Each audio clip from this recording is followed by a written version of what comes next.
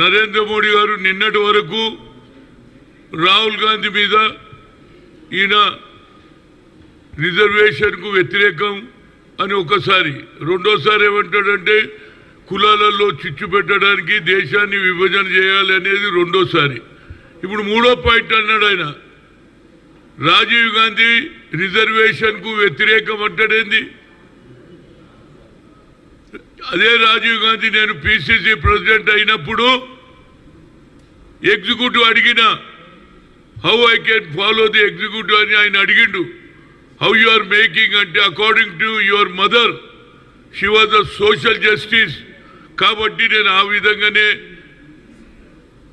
Executive committee తయారు చేస్తా అని చెప్పడం జరిగింది. అప్పుడు 23 జిల్లాలు ఉంటే ఆల్మోస్ట్ ఆల్ 13 నుంచి 14 జిల్లాల్లో బీసీ ఎస్సీ ఎస్టీలను వేసానంటే మోర్ దాన్ 60% వేసినా లేదా? అలాంటి నాయకుడిని కూడా ఇవాళ ఆయన చనిపోతే ఆయన మీద కూడా కామెంట్ చేస్తున్నాడు. ఇది ఎక్కడ న్యాయం నాకు అర్థం. రాజీవ్ గాంధీ వచ్చి చెప్తాడా? చనిపోయిన ఆయన మీద చెప్తా. అయినా నేను నిన్నే అడుగుతున్నా, నేను ఓబీసీ ఎంపీస్ కన్వీనర్గా 3 సార్లు కలిసిన, 3 సార్లు ఒకటే అడిగినా క్యాస్ట్ వైజ్ సెన్సర్ చేయి, అదేవిధంగా మా జనాభా ప్రాతిపదికంగా హైయెస్ట్ మెజార్టీ ఉంది, మాకు సెపరేట్ మినిస్ట్రీ ఇవ్వన్నా, 2 చేయలే.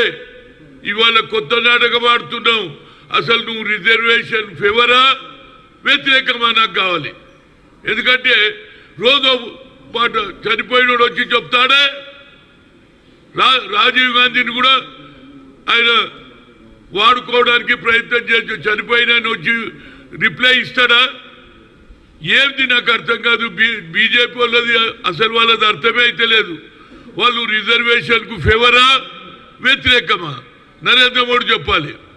రాహుల్ గాంధీ ఏమంటున్నాడు, కింది స్థాయిలో మెజార్టీ పాపులేషన్ ఉన్నటువంటి 90%కు అన్యాయం జరుగుతుంది, 10% ఉన్న వాళ్ళు ఎంజాయ్ చేస్తున్నారు కాబట్టి కులగన జరగాలి.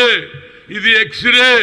కింది స్థాయిలో వాళ్ళ స్థితిగతులు ఎట్లున్నాయని తెలుసుకోవడానికి ఆయన ఒక ప్రయత్నం చేస్తుంటే దానికి ఒక ఏది అనురాగ్ ఠాకూర్ ఏమంటాడు, నీ కులమే తెలియదు, నువ్వు కులగాని ఎట్లా చేస్తావంటే ఆయన ఏమన్నాడు, we come to the power will conduct caste wise census అన్నాడా లేదా? పార్లమెంట్లో బిల్లు పెడతారా లేదా? అది కమిట్మెంట్ మాది. ఇందిరాగాంధీ భూ సంస్కరణ అమలు చేసింది, దున్నేవాడికే భూమి ఇచ్చింది, బ్యాంకు నేషనలైజ్ చేసిన ఆ కుటుంబాన్ని పట్టుకొని ఇవాళ వాళ్ళకి ఏం దోస్తలేదు. ఎంతసేపటికి ఈ రిజర్వేషన్లనే మాట్లాడుతున్నాడు. నువ్వేం చేసినావు చెప్పు. ఈ 10 ఏళ్లలో నీకు నువ్వే ఒక బీసీ అంటావు కదా, ఏ బీసీలకు సాయం చేసినావు చెప్పుమని అడుగుతున్నా యాజ్ ఎ ఓబీసీ ఎంపీస్ కన్వీనర్గా. ఇదెక్కడ న్యాయం అండి? చనిపోయిన పేరు ఎత్తుతాడు. రాజీవ్ గాంధీ వ్యతిరేకం, ఏది రిజర్వేషన్కు వ్యతిరేకం అంటాడేది? ఎప్పుడు అన్నాడు రా బాబు? నాకైతే తెలియదు. నేను పీసీసీ ఉన్నప్పుడు ఆయననే అన్నాడు సోషల్ జస్టిస్ చేయమన్నాడు. పోంగానే తయారు చేస్తే 5 నిమిషాలలో సంతకం చేసిండు. ఒక్కొక్క ఎగ్జిక్యూటివ్ 6 నెలలు, ఏడాది అవుతుంది. అలాంటిది నా మీద